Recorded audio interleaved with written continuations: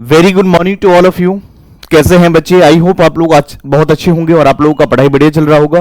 तो जैसे कि हम लोग क्लास 11th का इकोनॉमिक्स का स्टार्ट का पोर्शन, स्टैट्स का जो पोर्शन है, चैप्टर नंबर फर्स्ट मैंने ऑलरेडी कंप्लीट करा चुका हूं। चैप्टर नंबर फर्स्ट आज हम क्लास 12th के बारे में करने वाले हैं। क्लास 12th का करने वाले हैं इकोनॉमी का जो है आपका इंडियन इकोनॉमी वाला। और उसके बाद मैंने मैक्रो पोर्शंस ऑलरेडी मैंने यूट्यूब पर डाला हुआ है। जिन भी बच्चों ने नहीं देखा प्लेलिस्ट में जाकर के चेक कर सकते हैं। और इस तरह से एक दिन हम आपको 11th का कराएंगे और एक दिन जो है आपको क्लास 12th का लेक्चर मैं प्रोवाइड करता रहूंगा। तो आइए सबसे पहले आज क्लास 12th की अगर हम बात करें तो मैक्रो इकोनॉमिक्स का मैंने पूरे ही लेक्चर एक एक पार्ट वाइज करके मैंने पूरे अपलोड करा हुआ है। जिन भी बच्चों ने नहीं देखा प्लीज जाकर के उसको वॉच करें। अब हम लोग इकोनॉमी वाला जो डेवलपमेंट वाला जो पोर्शन है, हम सेकेंड पार्ट को हम लोग डिस्कस कर रहे हैं। तो आइए क्लास 12th का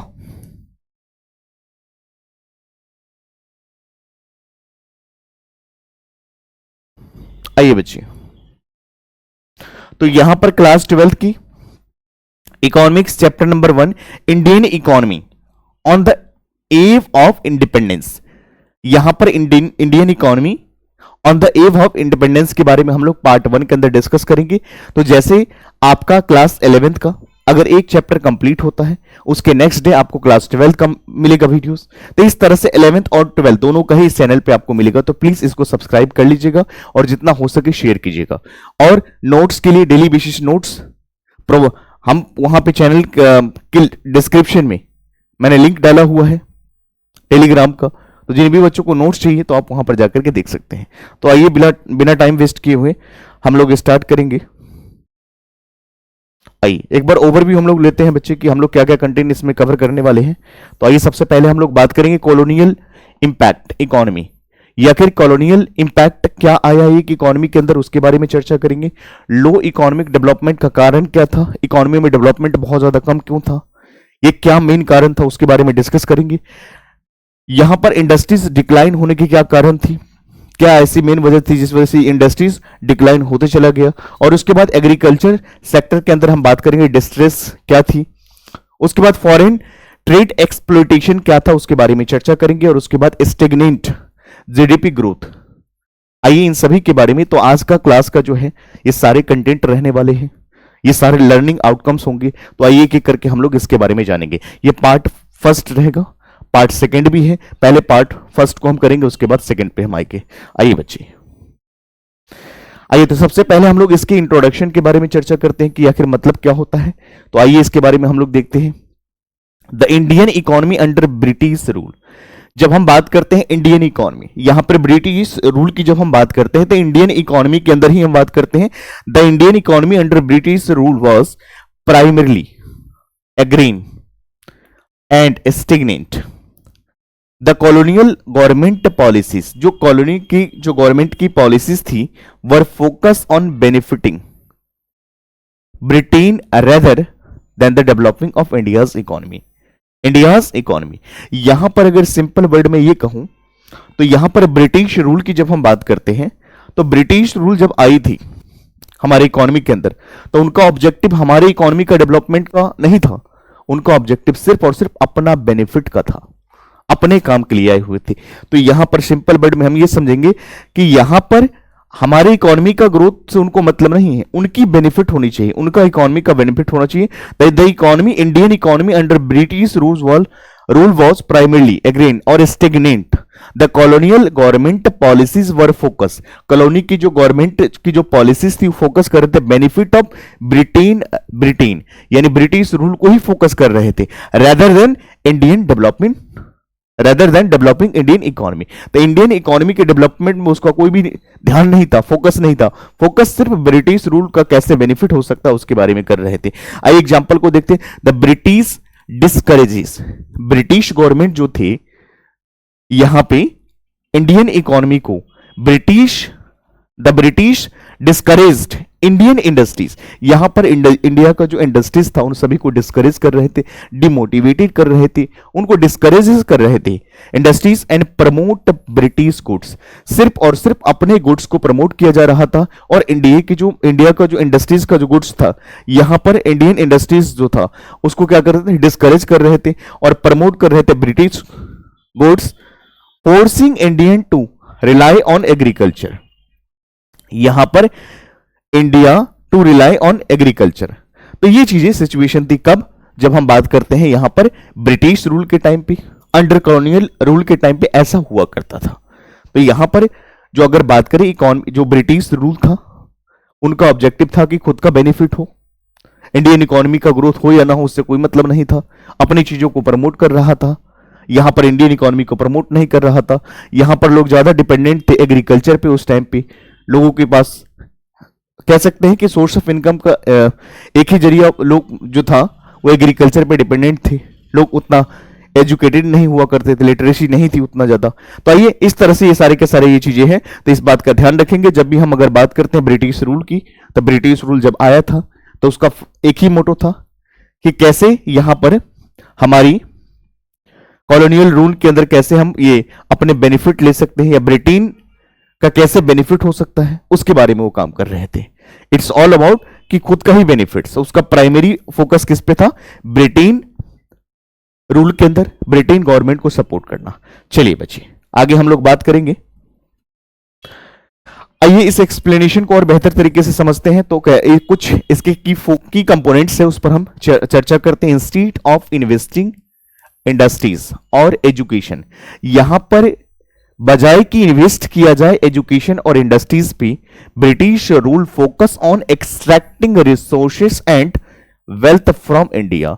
भैया इंडिया से कैसे ये चीजें हमें निकालना है, उसको ब्रिटिश रूल को फोकस करना चाहिए था। किस चीज पे, इन्वेस्टिंग करना चाहिए था, इंडस्ट्रीज के ऊपर, एजुकेशन के ऊपर, इंफ्रास्ट्रक्चर के ऊपर। ये ना करके वो लोग क्या कर रहे थे, यहां पे सिर्फ और सिर्फ कर रहे थे, ब्रिटिश रूल फोकस करते हैं एक्सट्रैक्टिंग रिसोर्सेस, यहां पर हमारे यहां से साधन निकाल रहे थे, और वेल्थ फ्रॉम इंडिया, इंडिया के यहां से साधन निकाल रहे थे और अपना फायदे के लिए ये काम कर रहे थे। इनको ऐसा नहीं करना चाहिए था, ऐसा पहले हुआ करता था। आइए बच्चे, उसके बाद infrastructure like railways was built mainly to transport raw materials for British industries. यहां पर जो हमारे इंडिया का जो इंफ्रास्ट्रक्चर हुआ करता था, हमारे अपने काम के लिए नहीं हुआ करता था। यहां पर मेनली किस पर फोकस करते थे, ट्रांसपोर्ट का काम करते थे, रॉ मटेरियल किसका, ब्रिटिश इंडस्ट्रीज का। तो ग्रोथ किसका होगा, ब्रिटिश इंडस्ट्रीज का ही तो होगा, हमारा थोड़ी इंडिया का होगा, नहीं होगा। British rule hindered India's economic growth.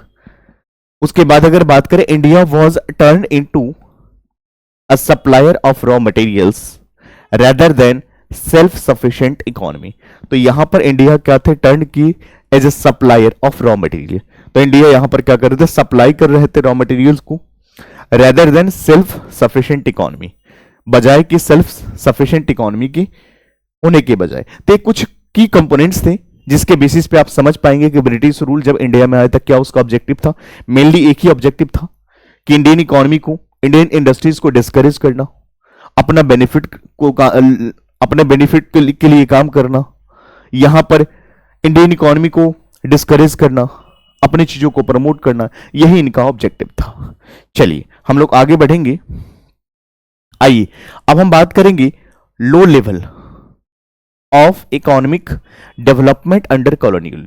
यहां पर अगर हम सिंपल वर्ड में बात करें, कॉलोनियल रूल के दौरान हमारी जो लो लेवल ऑफ इकोनॉमिक डेवलपमेंट था, इसके क्या कारण थे उसके बारे में हम लोग चर्चा करते हैं। तो आइए एक्सप्लेनेशन को समझते हैं। लो लेवल ऑफ इकोनॉमिक डेवलपमेंट, भाई इकोनॉमिक में डेवलपमेंट कम क्यों हुआ करती थी उस टाइम पे, किस टाइम पे, कॉलोनियल रूल के दौरान। तो उसका मेन कारण क्या था कि जब ब्रिटिश गवर्नमेंट जो थे प्रमोट कर रहे थे अपनी चीजों को, इंडियन इंडस्ट्रीज को डिस्करेज कर रहे थे, तो कहां से यहां पर ग्रोथ कहां से होगा, यहां पर लो ही तो इनकम होगा और डेवलपमेंट तो कम ही होगा ना यहां पे। चलिए तो यहां पर कॉलोनियल रूल के अंदर क्या था, low level of economic development. Explanation को समझते हैं। During British rule India's per capita income remained low. बिल्कुल सही बात है भाई साहब, जब भी हम अगर बात करते हैं ब्रिटिश रूल के टाइम पे क्या हुआ करता था, इंडियाज पर कैपिटा इनकम लो था, एंड लार्जली स्टेगनेंट थी। The countries suffered from low literacy rate. यहां पर लोग बहुत ज्यादा एजुकेटेड कम हुआ करते थे, वो अपॉर्चुनिटीज उन्हें नहीं मिलती थी, तो कैसे उनकी ग्रोथ होगी।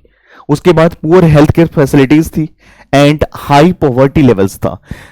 ये कारण की वजह से, ये मुख्य कारण की वजह से हमारे उस टाइम पे कॉलोनियल रूल के टाइम पे हमारे इकोनॉमिक डेवलपमेंट बहुत ज्यादा कम हुआ करता था। कारण क्या था? India's per capita income is very low. यहां पर हमारी इकोनॉमी एक स्टेगनेंट थी। कंट्रीज की बात करें, सफर कर रही थी लिटरेसी को, लोग अशिक्षित बहुत ज्यादा हुआ करते थे, उनके पास ऑप्शन एंड अपॉर्चुनिटीज नहीं थी, लोग पुअर हेल्थ केयर फैसिलिटी थी उस टाइम पे, पॉवर्टी बहुत ज्यादा फेस कर रहे थे। इन्हीं कारण की वजह से इंडियन इकोनॉमी का क्या था? डेवलपमेंट बहुत ज्यादा लो था। आइए एग्जांपल को समझते हैं। Between 1900 and 1947 India's per capita, यहां पर देख लीजिए 1900 से लेकर के 1947 की मैं अगर बात करूं, 1900 से लेकर के 1947 की बात करूं, India's per capita income barely increases and showing no real economic growth. यहां पर कोई रियल इकोनॉमिक ग्रोथ भी नहीं हुआ था।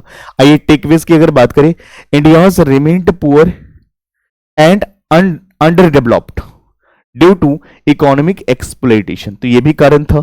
The India's remained poor and under developed due to economic exploitation, तो इकोनॉमिक एक्सप्लॉइटेशन की वजह से भी इंडियाज की अगर हम बात करें, पुअर यहां पर इकोनॉमी था। उसके बाद no significant improvement in literacy, ना तो लिटरेसी में कुछ चेंजेस था, ना तो कोई हेल्थ केयर में चेंजेस था, नहीं तो कोई लिविंग ऑफ स्टैंडर्ड्स या अकर्ड की हम बात करें तो इन सब चीजों में नहीं था। तो इस तरह की सिचुएशन हुआ करती थी कब ब्रिटिश रूल के टाइम पे, कॉलोनियल रूल के दौरान लोगों के साथ ऐसा समस्या हुआ करता था। पर कैपिटा इनकम कम था, लोग अशिक्षित हुआ करते थे, पुअर हेल्थ केयर फैसिलिटी हुआ करती थी, पॉवर्टी बहुत ज्यादा फेस कर रहे थे। इन्हीं कारणों की वजह से क्या होती थी बच्चे? लो लेवल ऑफ इकोनॉमिक डेवलपमेंट था। कब? कॉलोनियल रूल के दौरान और ब्रिटिश गवर्नमेंट के टाइम पे। आई होप कॉन्सेप्ट आपको समझ में आ गया होगा। यही आपके कॉन्सेप्ट है। चलिए हम लोग आगे बढ़ेंगे। आइए टेक्सटाइल इंडस्ट्रीज की हम बात करते हैं बच्चे। इन बंगाल की अगर बात करें तो आइए इसके बारे में चर्चा करते हैं। Bengal textile industries was once globally renovate, यानी कहने का मतलब ये बंगाल का जो टेक्सटाइल इंडस्ट्री जो था बहुत ज्यादा फेमस था, बहुत ज्यादा लोग चर्चित था, बहुत ज्यादा लोग जानते थे। But British policies lead to its decline. कहने का मतलब ये है कि जो बंगाल का टेक्सटाइल इंडस्ट्री जो हुआ करती थी बहुत ज्यादा मशहूर थी, बहुत ज्यादा फेमस था, बट यहां पर ब्रिटिश गवर्नमेंट की वजह से ये डिक्लाइन होना शुरू हो गया। आइए हैवी टैक्सेशन, क्यों? क्योंकि टैक्सेशन का रेट ज्यादा हुआ करती थी। And promotion of British made goods cost, यहां पर प्रमोशन तो सिर्फ ब्रिटिश मेड गुड्स, यहां पर जो ब्रिटिश ने जो गुड्स बनाया है अपनी चीजों को प्रमोट कर रहा है। तो हमारी जो मशहूर चीज थी, जो बंगाल की टेक्सटाइल इंडस्ट्रीज थी, धीरे धीरे कम होना शुरू हो गया। क्यों? क्योंकि टैक्सेशन रेट बढ़ा दिया गया। और सिर्फ ये करने के पीछे एक ही वजूद था इनका कि अपनी चीजों को प्रमोट कर सके। यहां जो ब्रिटिश ने जो गुड्स बनाया है उसको प्रमोट करे और इंडिया में जो गुड्स है उनको क्या करे? डिस्करेज करे। And weaver lose of their livelihoods. समझ में आ गया? क्लियर है पॉइंट्स? चलिए हम लोग आगे बात करेंगे। आइए बच्चे, फिर उसके बाद हम लोग बात करेंगे यहां पे। आइए एग्जाम्पल को समझते हैं एक बार। In 18th century Dhaka, now Bangladesh, was famous for fine muslin fabric, but by the 19th century British competitions destroyed the industries। आप समझ लो यहां पर जब हम सिंपल वर्ड में यहां पर बात करें 18th सेंचुरी के अंदर क्या था? ढाका, यानी नाउ इन बांग्लादेश में, अभी बांग्लादेश में है, was famous and in a fine muslin fabric, but 19th century British competition ने इसको भी डिस्ट्रॉय कर दिया, इस इंडस्ट्रीज को। तो उनका ऑब्जेक्टिव एक ही था कि वो अपने गुड्स को बढ़ावा देना चाहते थे। और यहां पर हमारी जो मशहूर चीजें थी यानी टेक्सटाइल इंडस्ट्रीज थी बंगाल की, उसको क्या कर दिया? धीरे धीरे कम कर दिया। ये किस वजह से हुआ? ब्रिटिश गवर्नमेंट की वजह से हुआ। ब्रिटिश रूल, कॉलोनियल रूल के दौरान ये सब चीजें हुआ। चलिए उसके बाद हम लोग आगे बढ़ेंगे बच्चे। आइए हम लोग एग्रीकल्चर सेक्टर के बारे में एक बार चर्चा करते हैं। एग्रीकल्चर सेक्टर क्या था उसके बारे में हम लोग देखते हैं। एग्रीकल्चर सेक्टर की बात करें तो यहां पर क्या था, आई द जमींदार, the Indian agriculture sector under British rule was backward. यहां पर जब हम ब्रिटिश गवर्नमेंट की बात करते हैं, ब्रिटिश रूल के दौरान इंडियन एग्रीकल्चर सेक्टर क्या था, बैकवर्ड था। ध्यान रखेंगे इस बात का। एंड एक्सप्लोइटेटिव, आइए the zamindar system lead to high and land revenue demands. तो यहां पर जमींदार लोग बहुत ज्यादा ही क्या करते थे, यहां पर डिमांड करते थे revenue, high and land revenue demands causing distress among farmers, जिसकी वजह से हर फार्मर अफोर्ड नहीं कर पाते थे। तो ये समस्याएं थी उस टाइम पे। आइए एग्जांपल को समझते। The permanent settlement of 1793 forced farmers to pay fix and land revenue even during drought of famines leading to indebtedness and land loss. तो ये एग्जांपल है इसका। तो यहां पर क्या हुआ करता था, बहुत ज्यादा यहां पर रेवेन्यू ज्यादा लिया करते थे किसानों से, तो इस वजह से किसान ज्यादा अफोर्ड नहीं कर पाते थे। इस तरह की सिचुएशन किस टाइम पे था, ब्रिटिश रूल के दौरान हुआ करता था। तो अगर हम बात करें, इंडियन एग्रीकल्चर सेक्टर भी क्या था, बैकवर्ड था एंड एक्सप्लोइटेटिव था। लोग बहुत ज्यादा वंचित थे। आइए हम लोग agriculture sector, agriculture during pre British India, आइए हम इसके बारे में चर्चा करते हैं। Agriculture sector pre British India के अंदर हम लोग आइए डिस्कस करते हैं क्या है। बिफोर ब्रिटिश रूल, देखिए बिफोर ब्रिटिश रूल आने से पहले क्या हुआ करता था, India has a self sufficient agrarian economy with the variety of crops and advances irrigation system. The British disrupted this system for their benefits. कहने का मतलब जब ये ब्रिटिश रूल आया इंडिया में, उससे पहले क्या हुआ करता था, ऐसा कुछ नहीं था। इंडिया में सब कुछ ठीक था। यहां पर अगर हम बात करें तो एग्रीकल्चर सेक्टर बहुत अच्छा हुआ करता था उस टाइम पे, और बहुत ज्यादा क्रॉप्स भी हम उगाते थे, एडवांस हमारे पास इरिगेशन की सिस्टम थी। बट जब ये ब्रिटिश गवर्नमेंट आया तो अपने फायदे के लिए इन सभी चीजों को डिस्ट्रॉय कर दिया। आइए, Indian villages had local irrigation system like step wells and tank that ensured sustainable farming. आइए हम लोग आगे बात करेंगे। आइए उसके बाद हम लोग बात करते हैं इंडस्ट्रियल सेक्टर। क्या इंडस्ट्रियल सेक्टर था उस टाइम पे, ब्रिटिश गवर्नमेंट के टाइम पे? The Indian industrial sector was severely damages due to British policies. British government ने, ब्रिटिश रूल ने, कॉलोनियल रूल ने पूरी इंडियन इकोनॉमी की एक तरह से लगा लीजिए बहुत ज्यादा ही नुकसान पहुंचाया। आइए देखते हैं इंडस्ट्रियल सेक्टर के अंदर भी the Indian industrial sector was severely damaged due to British policies. The focus was on raw material. The focus was on raw material export rather than industrial development. यहां पर सिर्फ और सिर्फ यहां पर एक्सपोर्ट पर फोकस कर रहे थे। मटेरियल को कैसे, रॉ मटेरियल को कैसे एक्सपोर्ट किया जाए इंडिया के अंदर, यही चीजें हुआ करती थी। रेदर देन डेवलपमेंट पे तो इसका फोकस ही नहीं था। आइए एग्जांपल देखते हैं। Indian iron and steel industries had decline as a British rule encourages the import of British steel. यहां पर क्या हुआ करता था, ब्रिटिश स्टील ज्यादा इंपोर्ट हुआ करता था, जिसके वजह से डिस्करेजिंग लोकल प्रोडक्शन। तो लोकल प्रोडक्शन पे कहां पे फोकस होगी, जब ये चीजें ब्रिटिश जो बहुत ज्यादा इंपोर्ट कर रहे थे, तो इस वजह से यहां पर क्या हुआ, इंडस्ट्रियल सेक्टर को भी डैमेज पहुंचा दिया। चलिए आगे हम लोग बात करेंगे। आइए हम लोग यहां पर कुछ जीडीपी और जीवीए, आइए इसके बीच में हम लोग डिफरेंस को समझते हैं। जीडीपी का मतलब ग्रॉस डोमेस्टिक प्रोडक्ट होता है वर्सेस ग्रॉस वैल्यू एडिड। आइए बच्चे इन दोनों के बीच में हम लोग डिफरेंस को समझेंगे। तो आइए सबसे पहले हम लोग देखते हैं जीडीपी का मतलब क्या होता है।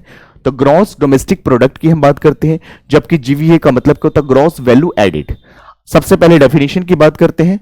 The monetary value of all the final goods and services produced within a country in a given period। हम इसको क्या कहते हैं, जीडीपी बोलते हैं। यानी total monetary value of a final goods and services produced within a country in a given period is called GDP. उसके बाद जीवीए की बात करते हैं, measures the contribution of various sectors to the economy before taxes and subsidies adjustment. Focus की जब हम बात करें, यहां पर जीडीपी में क्या होता है, ओवरऑल इकोनॉमिक परफॉर्मेंस की बात करी जाती है, इंक्लूडिंग टैक्सेस एंड सब्सिडीज की बात करी जाती है जीडीपी के अंदर। जब जीवीए के अंदर क्या होता है, सेक्टर वाइज इकोनॉमिक परफॉर्मेंस की बात करी जाती है, एक्सक्लूडिंग टैक्सेस एंड सब्सिडीज की बात करी जाती है। फॉर्मूला की बात करें, GVA plus taxes minus subsidy equal to GDP. जब हम बात करते हैं जीडीपी की, तो GDP minus taxes plus subsidies equal to GVA आता है। चलिए उसके बाद यूज हम किसकी बात करें, तो use for international comparison and policies decision की बात करी जाती है। उसके बाद हम बात करते हैं helps in analysing sectoral growth and contribution to GDP. आइए रिपोर्टेड बाय की अगर हम बात करें बच्चे, reported at market prices with indirect taxes and subsidies, reported at a basic prices before adding taxes and subsidies। तो ये दोनों के बीच में कुछ डिफरेंस था जीडीपी एंड जीवीए के बीच में। आई होप आपको समझ में आ गया होगा। तो चलिए हम लोग आगे बढ़ेंगे।